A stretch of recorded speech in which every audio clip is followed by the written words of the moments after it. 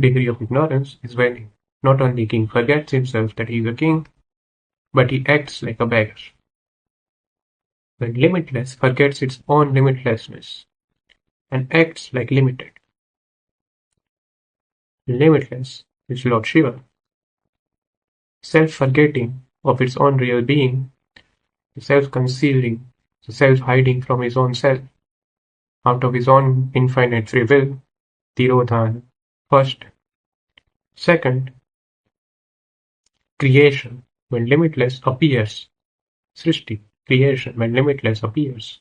As Srishti, as limited things, as limited in time and space. Third thing is sthiti.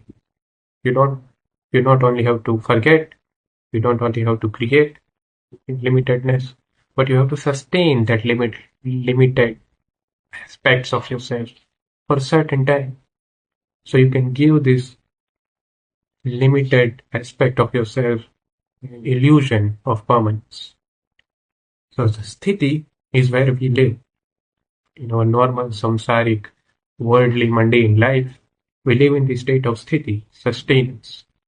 But the ignorance is sustained long enough so we can have an illusion, we have an ignorance, we have an hubris of immortality. We think we will never die. But since every limited thing, because it is limited, and why it is limited? Because it is ignorant about itself. In actuality, nothing is limited. Only in appearance, things are limited. In actuality, the king has never become a beggar. It is only in appearance that he has become a beggar. So in actuality, the Shiva is always Shiva. The Supreme Being is always Supreme Being. But first it forgets itself. Then he creates the world when limitless becomes limited. Then he sustains this ignorance in sthiti, the third act. In sthiti, samsara happens. You, me, and philosophy and music and politics and everything happens within this state of sthiti. But since every limited thing has to die, and the limitedness is happening because of ignorance, suffering has to happen in this state. Suffering happens because of lack of self-knowledge, because of ignorance. And because of ignorance, we die, apparently. So the fourth act of Lord Shiva is dissolution, or pralaya. When that happens, when limited things presumes themselves out of their own hubris to be eternal, to be permanent, and when this unthoughtful permanence goes away, when we die, when things change, we feel sad because of pralaya. 4 acts, Lord Shiva. First, he exists. That is not an act, that is a fact. First act of Lord Shiva is that he hides himself. Second is he creates. The limitless becomes limited. That act we call creation. The third is sustenance, where we have the illusion of permanence. And fourth is suffering and also death, pralaya, dissolution.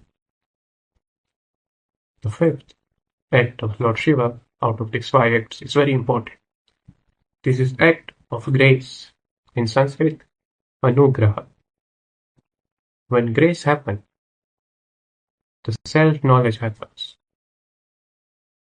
When the self-knowledge happens, the beggar finally realizes that he is not beggar.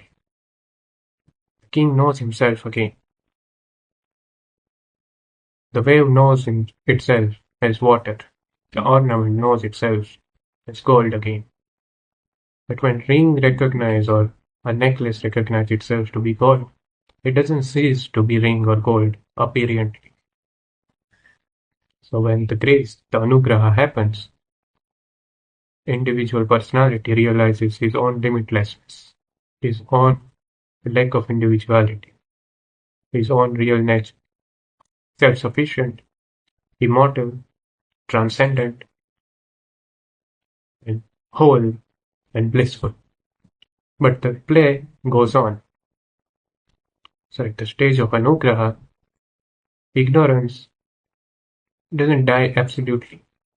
Ignorance is just throttled, it's just pushed enough, defeated enough, so the truth can be seen, but the game goes on. Rather, I should say, the dance goes on. All these five acts are happening simultaneously on a cosmological level: creation, sustenance, forgetting itself, destruction, and re-remembering yourself again. All these five acts happen. This is not only cosmology, this is also psychology. It not only answers why cosmos exists, how does it exist, it also tells you who you are and why suffering exists. And this myth, by the way, that reminds me of the quote of Plato. In Phaedrus, in his book, Dialogues of Plato, he says one very interesting line. Plato says that at the end of the day, I paraphrase.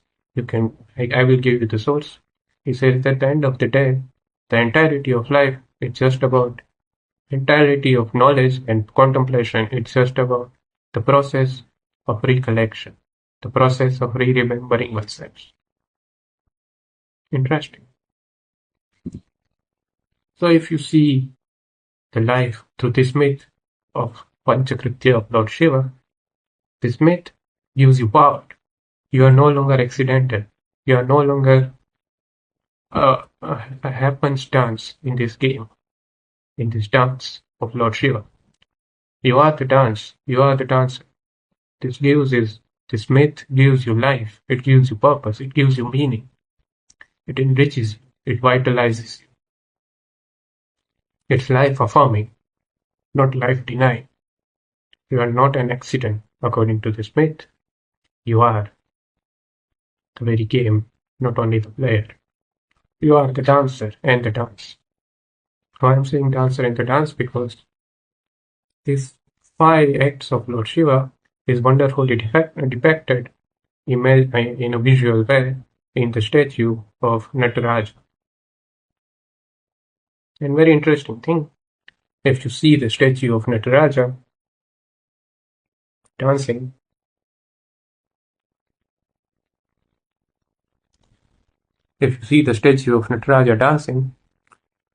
all these five acts are depicted: creation, sustenance, destruction.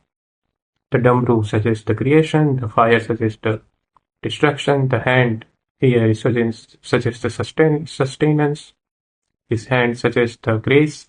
And the interesting thing is the Nataraja is dancing on a demon, if you can see here. The name of this demon is forgetfulness, apasmara in Sanskrit. You see, when grace happens, you dance on ignorance, on forgetfulness. What is ignorance but forgetfulness about our own real self? We don't kill it, we dance on it. We suppress the ignorance enough so we can dance. Om Namah Shivaya.